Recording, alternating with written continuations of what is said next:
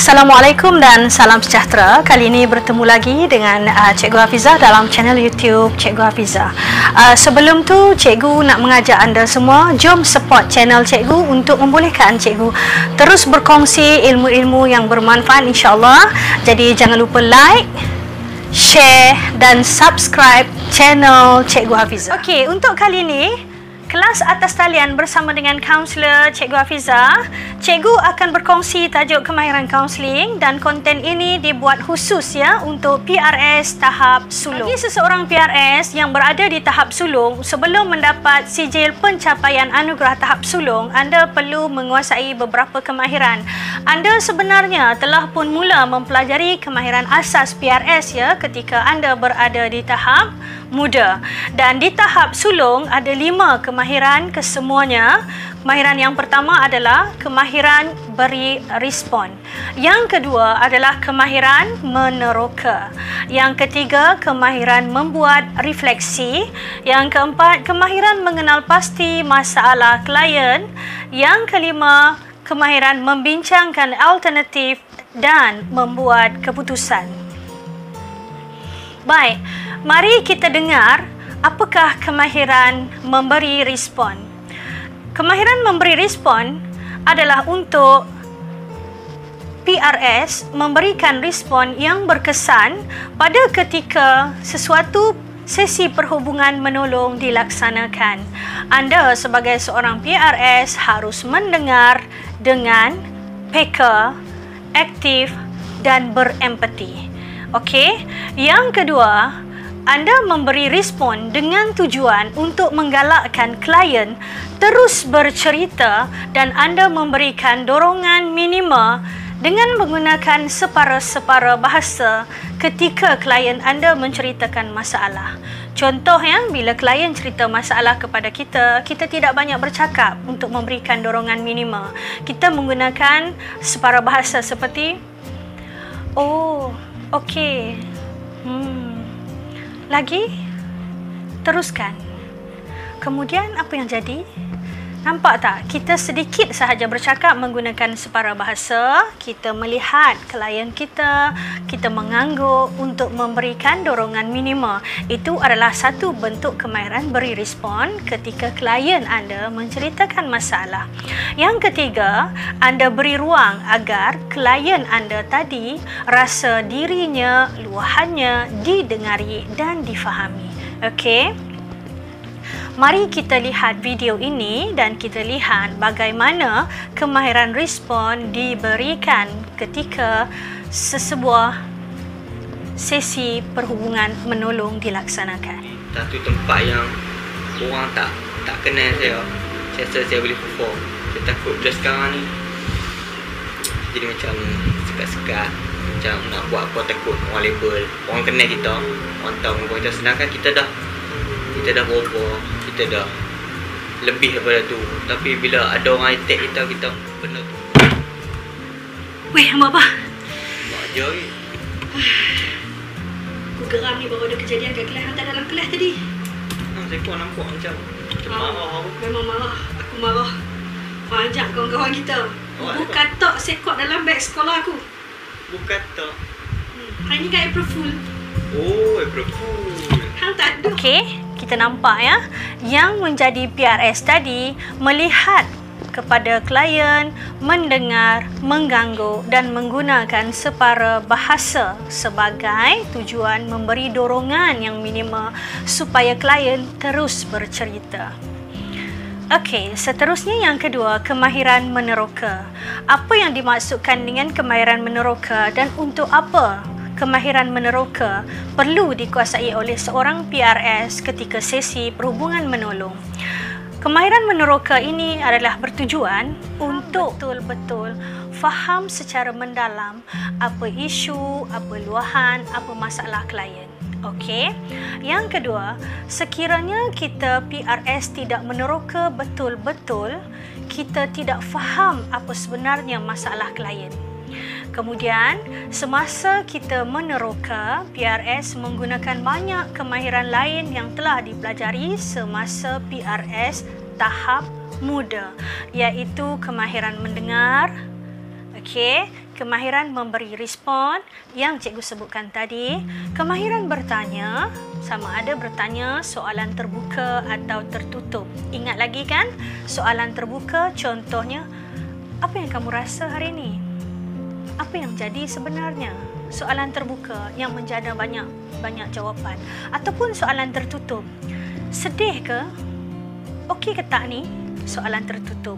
Dan juga selain daripada itu, kemahiran yang digunakan semasa meneroka ini juga merangkumi kemahiran refleksi dan kemahiran empati.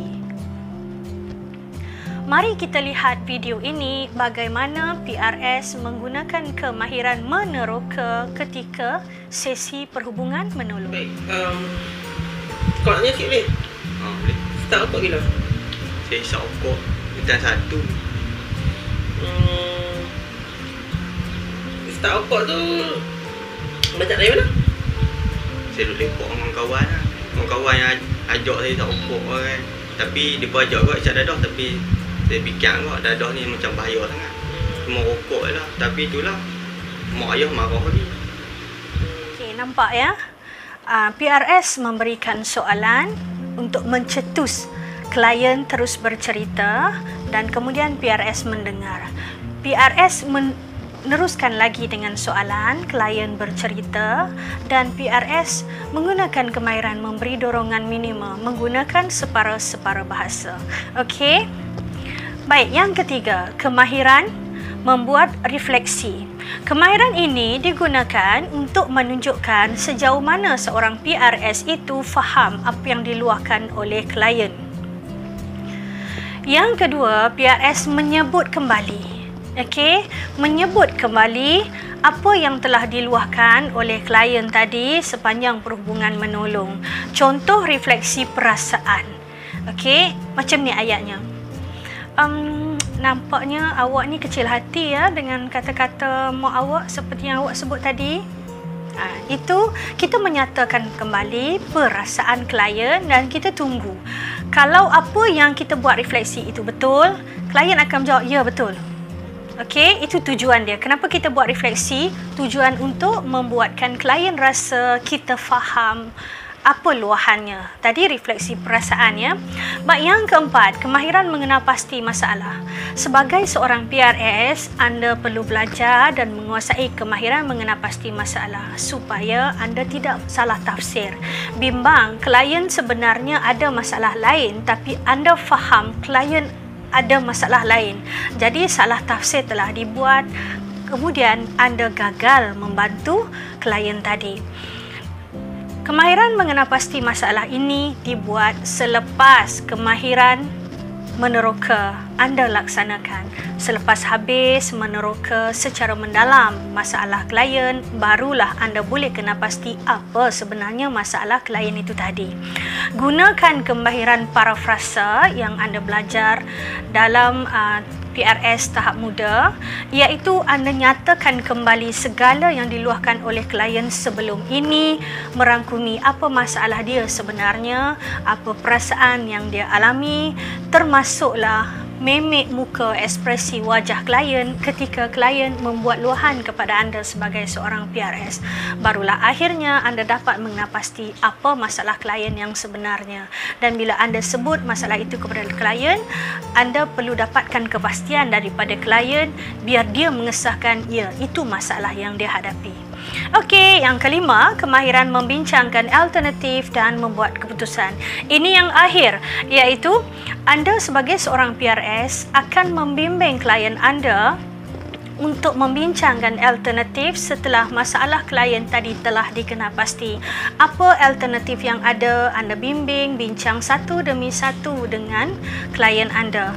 Alternatif itu haruslah dinilai dan akhirnya keputusan untuk melaksanakan alternatif mana satu itu dibuat oleh klien itu sendiri, bukan anda sebagai seorang PRS. Faham ya? Contohnya, apabila anda telah kenal pasti masalah sebenar klien anda, jadi anda bimbing klien anda untuk lihat kembali apa pilihan yang ada dalam menyelesaikan masalahnya. Okey, contoh ada 4 cara, 4 kaedah, 4 alternatif untuk menyelesaikan masalah dia.